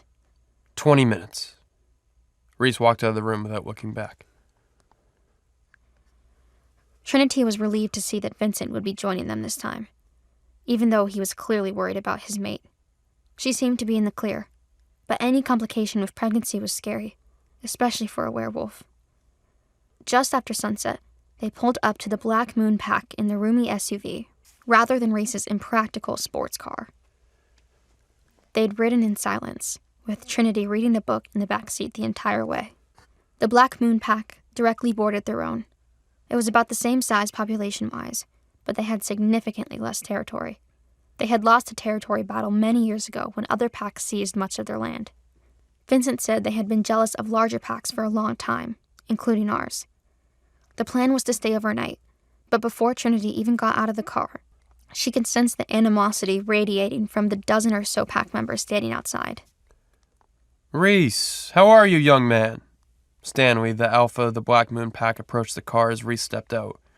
He was in his mid-30s with bright blonde hair and dark green eyes that were almost black. Reese opened the door for Trinity. There was a lot for her to learn about being a Luna, but she was catching on quickly. She took his outstretched hand, and Reese pulled her into his side, wrapping an arm around her. I'm wonderful, Stanley. How have you been? From the widening of Stanley's eyes, Trinity knew he was not expecting her. I thought this was just going to be another negotiation. Who might this be? Stanley asked. This is my mate, and the Luna of my pack. Reese looked at Trinity. Trinity, this is Stanley, alpha of the Black Moon Pack. Well then, congratulations are in order. You should have told me in advance. I do not have a suitable room ready for you to stay in. Trinity could sense Reese's annoyance, but she knew it wasn't about the lack of accommodations. There was some kind of rift between these two. We will stay elsewhere tonight. Trinity didn't know this was part of the plan, but she hid the surprise from her face. Well, come inside. Tell us about your mate. Then we can get to business. Stanley's voice sent chills through Trinity's body, and not the good kind. Something about him was off. It must just be because he doesn't like Reese. As much as Reese annoyed her, Trinity's bond with him didn't allow her to like anyone who wanted to cause Reese harm. Stanley led the way into a grand dining hall, where all of the men who stood with him outside stationed themselves around the room. Stanley rang a small bell, and a maid hurried in. We need 2 more place settings. Stanley didn't hide the annoyance in his voice. Our guest tonight brought his new Luna and another pack member along with him. As the maid hurried away for more dishes, Reese leaned down and pretended to kiss Trinity's ear. Don't eat anything they give you. Trust no one here. Trinity nodded, but hid it in a small giggle, as if his kiss tickled her. You seem to have found yourself a beauty, Stanley smirked. He had been watching them. Trinity felt her skin crawl. Yes, she is very beautiful, isn't she? Reese's arm was around her shoulder, and he gave her a squeeze. Wherever did you find such a lovely girl? Stanley didn't take his eyes off Trinity. I would almost rather be alone with Reese than have to keep dealing with this creep. Almost. She's been hiding in my pack all along. Isn't it funny how the things we want the most are often right under our noses? The maid arrived with the food. Trinity knew she wouldn't be eating any of it, but she was happy for the distraction. It's a shame you have to leave. I'm sure we can ready a room for you during the meeting, Reese. Stanley's words made Trinity stiffen. He hadn't taken eyes off of her. No, I must insist we go elsewhere. I'm sure you remember how things were when you were newly mated, Stanley. Reese mocked with a hint of finality. I do remember those wild days, Stanley laughed, still watching Trinity. If you insist, then I will not push it.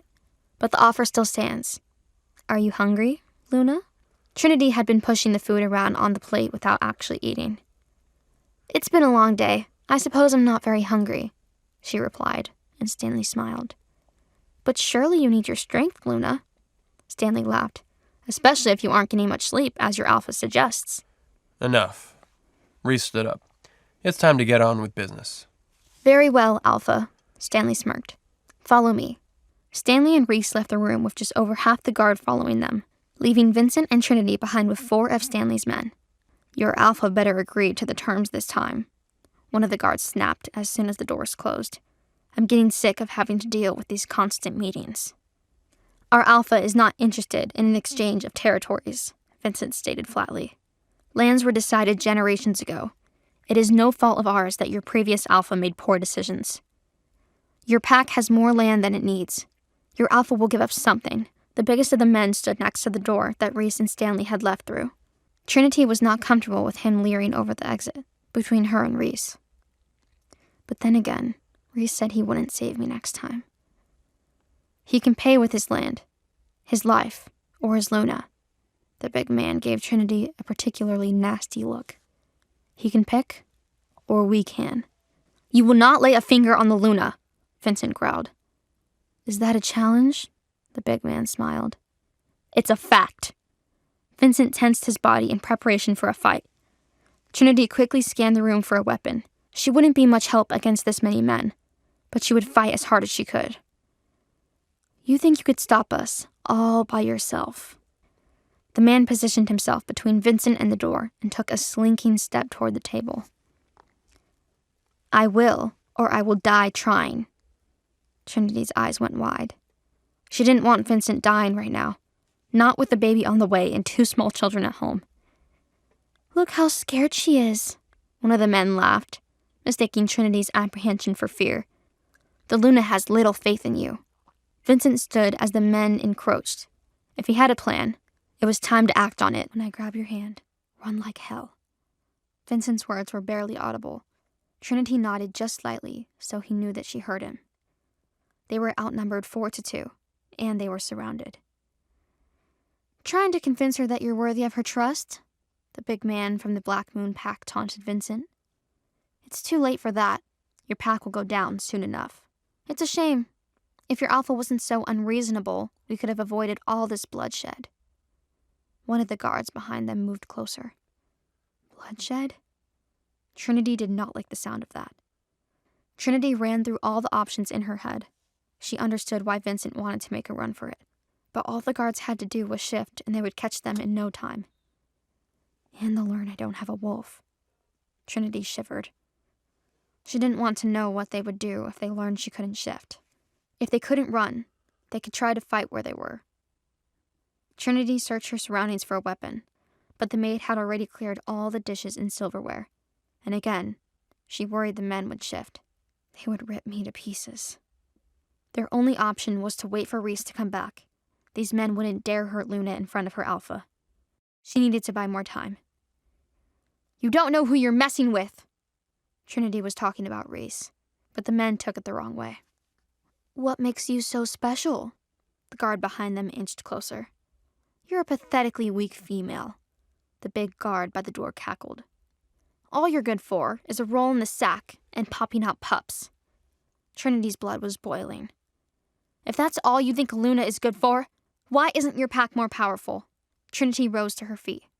Maybe if you treated women with more respect, you'd learn to shut your mouths and think with that thing between your ears for half a minute.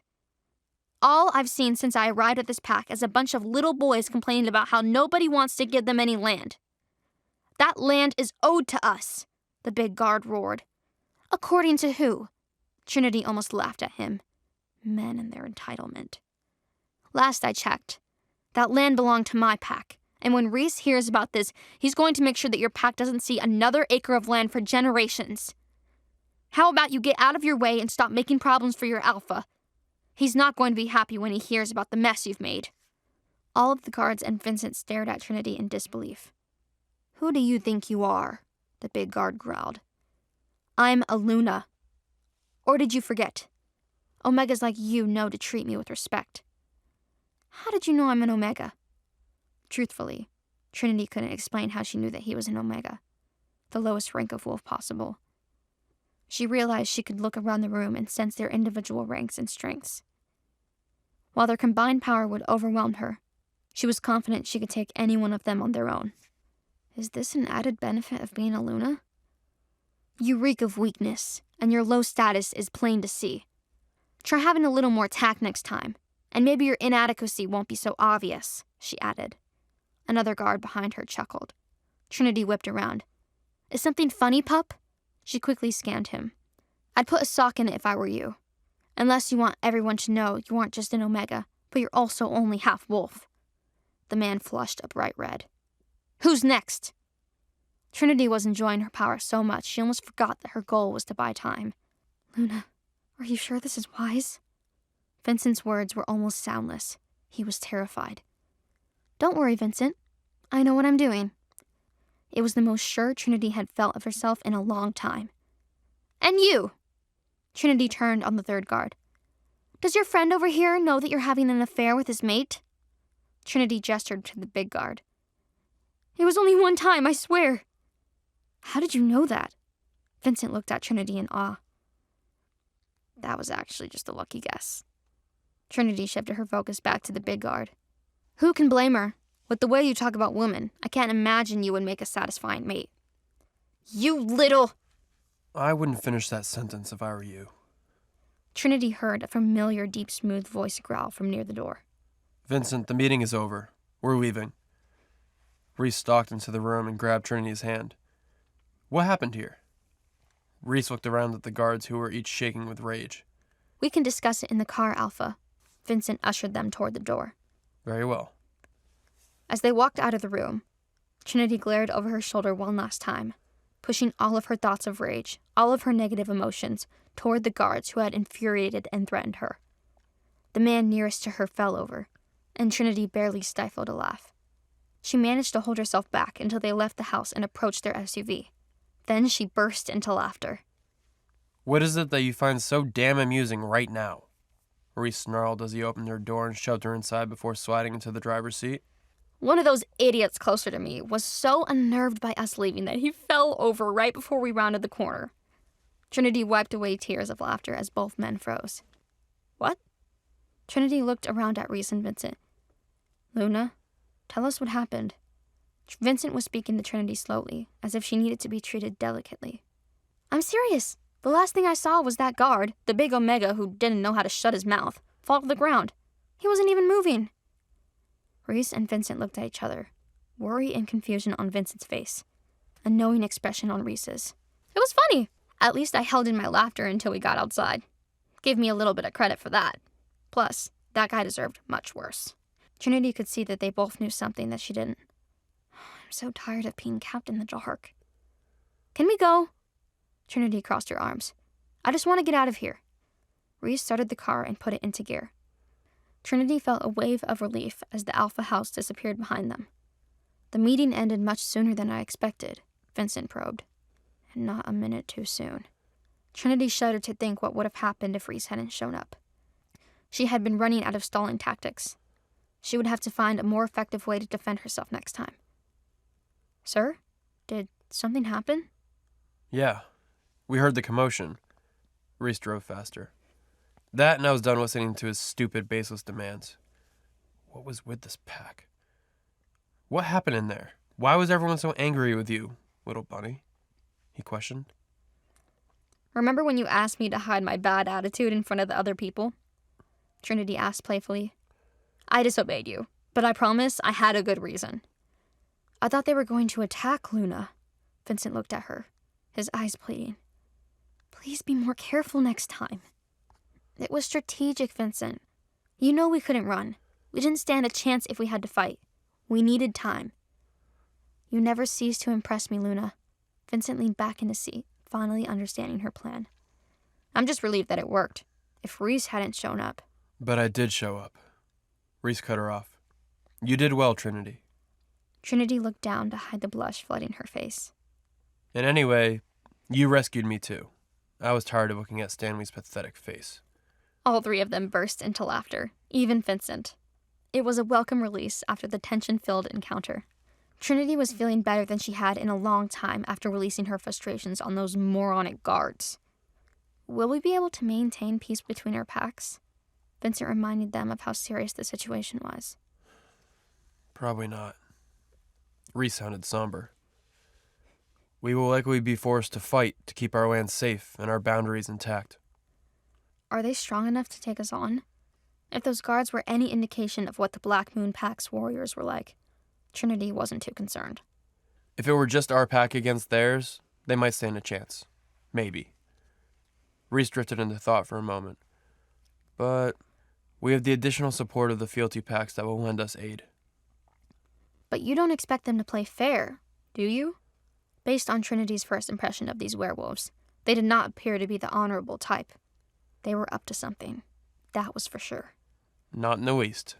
They arrived at the hotel about an hour away from Stanley's Alpha house.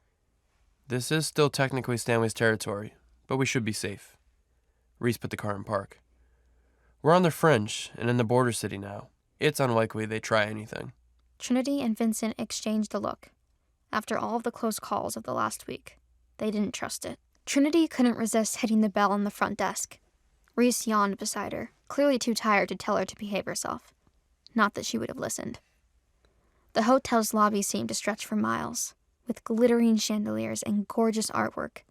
It was beautiful, but in a timeless way that felt majestic and modern at the same time. Back when Grandfather rarely let her out of the house, Trinity used to daydream about gorgeous places like this. "I've never seen a hotel this nice," she admitted breathlessly. Reese glanced down at her. He stood so close to her when they went to other packs, she had to crane her head up to meet his eye. Wait until you see the rooms, he said. Tired as he was, his voice came out huskier than normal. Her breath caught in her chest. Reese probably didn't mean anything by it, but it almost sounded like a welcome invitation. "Thank you for waiting," a man said as he stepped up from the concierge desk. He tensed at the sight of Reese. He was a wolf, too. Reese nodded to the man. Reservation for Gray. "Yes, sir. One moment." The clerk reached into the desk and pulled out their paperwork. "We've been expecting you. Here's your paperwork, and here are your room keys." He plucked 2 leather pocketbooks from the papers and placed them next to each other on the desk. Which is which? Reese asked. And where's the third one? Trinity thought. She knew not to ask aloud. 2 rooms made sense for their happy couple act. It was a little weird that Vincent and Reese would be on a different floor than her, but it was better than the alternative, her sharing a room with Reese. Her pulse quickened, but she chuckled it away. He hated her too much for that to happen. The clerk opened one to show the handwritten number inside. "This one is for the single on the 14th floor, number 1433. The other one is for your suite, sir, on the 25th floor, number 2501. You can take that elevator right there. Do you need help with your bags?" Reese shook his head. Vincent spoke up from behind both Reese and Trinity. "I've got them." Vincent had all 3 of their bags. Trinity supposed she'd have to take hers once they got to her room. Once the doors closed, Trinity held her hand out to Reese. He looked down, puzzled. "What?" She rolled her eyes. "I need the key to my room. How else will I get in?" Reese raised his eyebrow with a chuckle. He took the key card for room 1433. Here you are, Vincent." Reese reached around her to hand the card to Vincent. Trinity's heart quickened. Reese smirked. Vincent took the card while avoiding Trinity's eyes. "Thank you, sir. Should I carry your bags up?" Trinity couldn't breathe for a moment. "I can manage," Reese said. He took his and Trinity's bags from Vincent's hands. Oh, goddess. The elevator dinged to a stop on the 14th floor. Oh, goddess. We're sleeping in the same room. Vincent met Trinity's unbelievably wide eyes. "Do you need anything, Luna?" he asked her. Help. She needed a way out. She couldn't sleep in the same room as Reese. She'd never been with a man overnight before. What did Reese think was going to happen? Would he shove her away like normal? Or was tonight the night he tried to make a move on her? He wouldn't, would he? Reese nudged her with her bag. "Well, little bunny, do you need anything?" Trinity could hear the laugh in Reese's voice. She was nothing but a joke to him. A plaything that he hadn't taken out of the wrapper. Joke's on him, she thought. I'm staying in mint condition. Trinity narrowed her eyes at Reese. She wasn't backing down now. If he wanted to play chicken with their mate bond, then she would do it too. Not at all, she said. Good night, Vincent. Vincent looked worried as he stepped off the elevator. Good night. Be careful. When Reese smirked, she could see his canines, waiting for something to bite. Trinity held the eye contact for the rest of the ride to the 25th floor. It was the top level, and there were only 2 suites on the entire floor. Reese finally broke their stare to lead the way to the room. She tried to comfort herself as she followed him. It's a suite. Suite means multiple rooms. He can sleep on the couch like the dog he is. He stepped in front of their door and sought out her eyes again. Without blinking, he slowly pulled the key from its leather holder and pushed it gently into the lock. Trinity gulped. She couldn't help it. His eyes darkened, and she knew enough to know what that look meant. He wants me, she thought. He's going to try tonight. The thought should have repulsed her. She should have turned on her heels and rushed down to Vincent's room. Anything to get away from her big, bad alpha mate. So why did her whole body heat up? Her stomach flipped as his tongue wet his lips. She fought the urge to do it too. He gripped the door handle in his fist. Next thing she knew, Reese stepped forward and swept her into a bridal carry. She yelped. Her hands flew up to grab him on instinct. He laughed so freely that she bounced against his chest. Welcome home, he taunted before crossing the threshold. He used one foot to push the door shut behind them. Trinity's eyes flew around their suite. Frantically, she took in a living room off of the entry hall. Another larger door led to the bedroom. She couldn't breathe. He carried her forward, and the door felt larger and larger with each step. Her heart pounded so loud that he must have been able to hear it. He walked past the edge of the couch and... He tossed her onto the couch. Trinity shrieked. Reese! He full belly laughed. Tears sprung into the corner of his eyes. You should see your face. She huffed, embarrassed and aroused and angry all at the same time. But why? Ah! He laughed again before dropping onto the center of the couch beside her.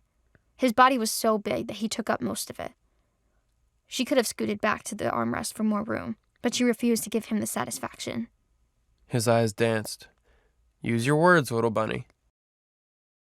You, she spat out. It was the rudest thing she said to him directly. He smirked, leaning forward just enough that he became the only thing she could see. With her head tilted up to glare at him, and his tilted down to mess with her, there wasn't much space between their faces, or between any part of their bodies. On the couch? I took you for more a traditional girl. He mocked her. Her face burned at the insinuation. I'd never. You'd be missing out, he sang. He was having the time of his life teasing her. It was cruel and disgusting. So why am I so hot? She wondered. Why did she want to reach out and find another way to wipe that smirk off his face? You're the one missing out, okay? I've seen the way you look at me. You're not a good actor, Reese. I tricked you, didn't I? He leaned back against the couch, and Trinity missed the closeness immediately. Don't lie. I heard how scared you were. Well, I don't have my knife, she hissed. He looked confused. In case you tried anything. It needs to be mutual, or you lose something. Her eyes drifted down to his pants. He sat so casually with his legs spread wide. She fought a flush at staring so blatantly, but she needed to make sure he understood her point. It'd be a little hard to bite off. He pulled his legs together to protect himself.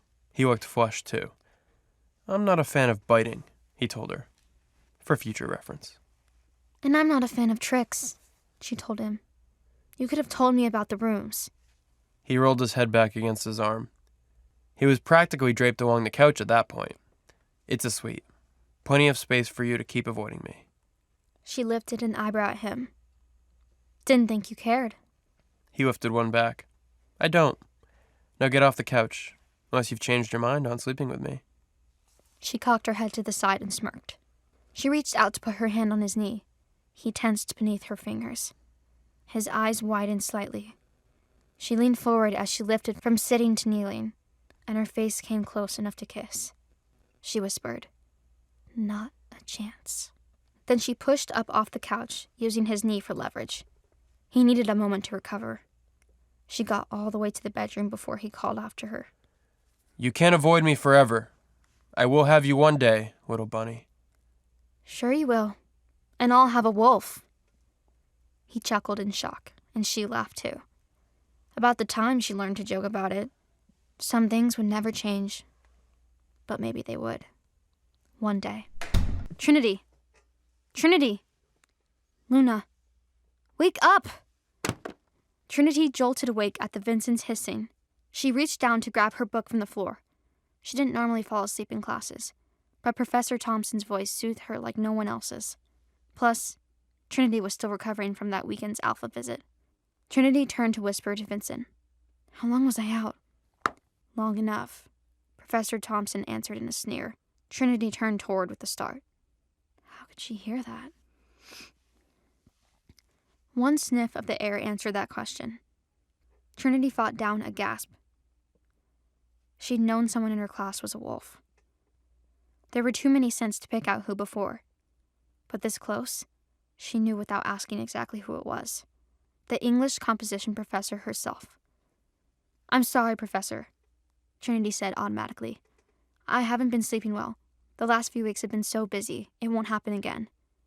She wasn't even lying. The last month and a half had completely changed her life. Professor Thompson leaned down to her ear. You dropped your guard, Luna. Your alpha mate can't protect you forever. Best pay attention to what's around you. Trinity stiffened. Professor Thompson walked back to the front as if nothing had happened. How do you say something so ominous and scary and then walk away? Trinity didn't know if Thompson was a part of their pack or from somewhere else. She opened her mouth to ask Vincent, but Professor Thompson cut her off. That's it for today. Class dismissed. Vincent rose to his feet.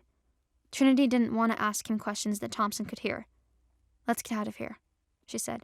We have time for lunch, Vincent said. Trinity smiled. At Franny's, please. Juniper perked up from a few seats down. The boys had sat between them that day. I'm in, they're out. She barely finished her sentence before Paul and Cedar took off in the opposite direction. They're joining some martial arts tournament. Trinity chuckled. That's cheating. They'll be stronger than the humans by a mile. Vincent held the door to the classroom for Trinity and Juniper to walk through. The three of them fell into step once they got outside. The weather was nice enough that they could walk to Franny's kitchen. Juniper rolled her eyes. Paul's practically mated to us both. Me in the romantic way, and Cedar in the platonic life-mate way. I thought I was getting away from my twin, but nope. He and my mate are practically running away together. Did they tell you they're thinking of becoming pack warriors? Trinity shook her head. I'd put in a good word for them with Reese, but who knows whether he'll listen or not. Juniper sucked her teeth. He'd better learn to listen. He can't treat you like crap forever. Vincent looked at Trinity questioningly. Things haven't gotten any better? I thought they would after the hotel. Trinity's eyes widened as she shook her head sharply. It didn't matter. Juniper had heard him, and her best friend was a bloodhound. The hotel? Juniper screamed. What hotel? Trinity glared at Vincent. You just had to say that, didn't you? He tried to help. They had to keep up appearances. They had to have one room. One room? Trinity shushed Juniper. You have to stop screaming. We're going inside. Juniper held her hand over her mouth until the three of them got seated in a booth. The moment the waiter left, Juniper pounced on Trinity. You were sobbing over him last week, and now you're sleeping together? Juniper demanded. I don't know if I should be more worried or proud of you for taming that beast. She wiggled her eyebrows at the end. Trinity blushed furiously. She couldn't meet Vincent's eyes. There was no beast taming, Trinity insisted. Juniper pouted. Not even a little bit? Trinity's mind flashed back to their near kiss as she teased him with her hand on his knee. Vincent cleared his throat. You look a bit red, Luna. Trinity swore. Nothing happened.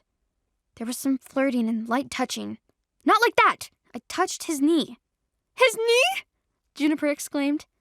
After I threatened to hurt him if he did anything I didn't want him to do. I said I didn't want to have to bite it off. She mumbled her last words as if that would make them less mortifying to say in front of her guard. Juniper laughed. Trin, there are much better things to do than bite it. Vincent covered his ears. I'm not hearing this. Juniper pointed at Vincent. He knows all about it. That's how we got 3 kids. I'm just saying, if Reese is booking romantic suites, maybe he's over whatever his hang-up was. Trinity's heart sang. I don't want to get my hopes up. I told you what he said before. Actions speak louder than words. And he acts like he likes you. Juniper added. Trinity glanced at Vincent for support. Her guard looked hopeful, too. I can't believe we roped you into girl talk. I'm sorry, Vincent. He shook his head. No apology needed. A little girl talk is a worthy price to be the personal guard of my Luna. Juniper smiled. Free college classes aren't a bad price either. He laughed. If only I could pick the courses. Trinity rolled her eyes playfully.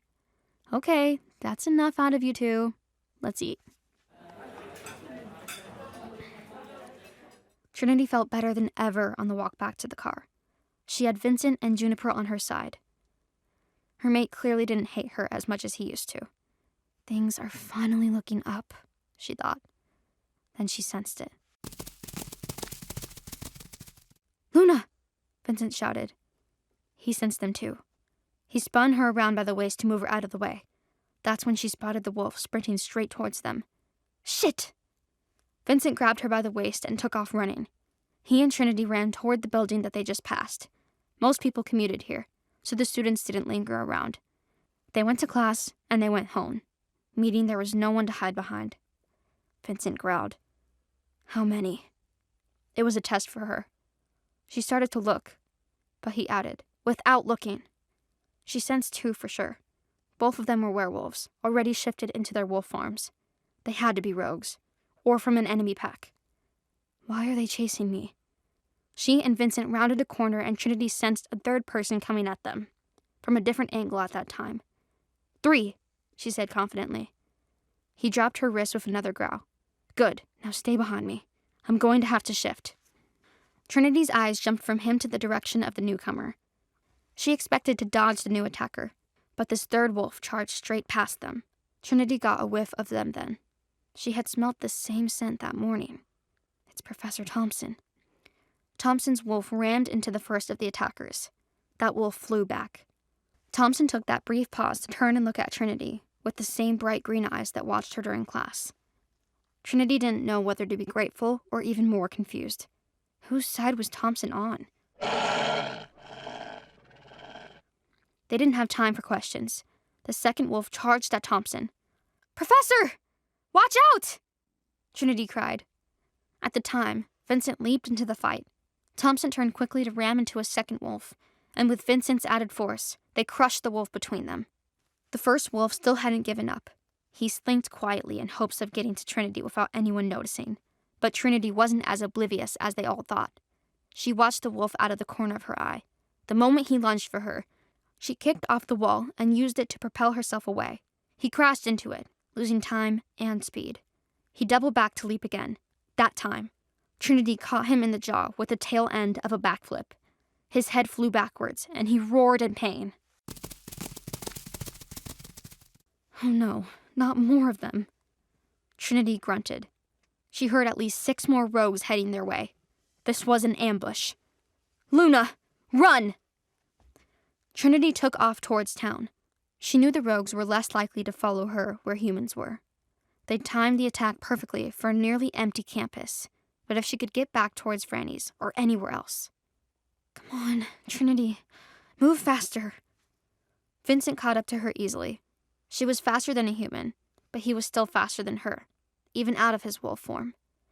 Faster, he urged. I can't, she yelled. Her voice shook. I'm sorry, I can't. He reached for her arm, pulling and lifting her into his arms at the same time. She struggled in his grip. No, I'll slow you down. Only if you fight me. His speed didn't change at all. Trinity tried to think of where to go. Their car was too far the other way. They couldn't get all the way to the compound like this. It would take too long. Their only choice was to go into town and stay there. Trinity gasped. We left Professor Thompson. She tried to look back, but couldn't see the familiar wolf. Focus, Luna. Where can we go in the city? Vincent asked, still running. Franny's won't work. The mall, Trinity said. It's crowded. All the humans will stop the wolves. The scents will help us hide. Vincent nodded. The mall it is. The streets were already getting busier. He slowed down and chanced a glance back. He couldn't see any of the rogues, so he set her down on her own feet. He kept one hand on her wrist to guide her and used his other hand to make a call. Rogue attack, he said the moment they answered. No time for games. I need you to get the others together and get to the mall now. Trinity could barely make out the other guard David's voice. Where the hell is the mall? Trinity took the phone. By the university, 5 miles north. Follow Chancellor Boulevard and you'll find us. Yes, Luna, be right there. Her heart pounded the whole way to the mall. The fountains in the center courtyard were their perfect vantage point. If anyone came near, Trinity or Vincent would see them. The two sat in tense silence, scanning the shoppers for friend or foe. Then Trinity smelt him. A wolf she would know anywhere. A wolf who smelled of spiced coffee and forest grounds. She chuckled. I thought you weren't saving me anymore, she said without raising her voice. She knew Reese was listening, and he rolled his eyes once he was close enough for her to see. So, the little bunny finally admits she needs saving. Never thought I'd see the day. Please subscribe to the Pocket FM YouTube channel and press the bell icon for instant notification. Check out our channel for more such exciting shows.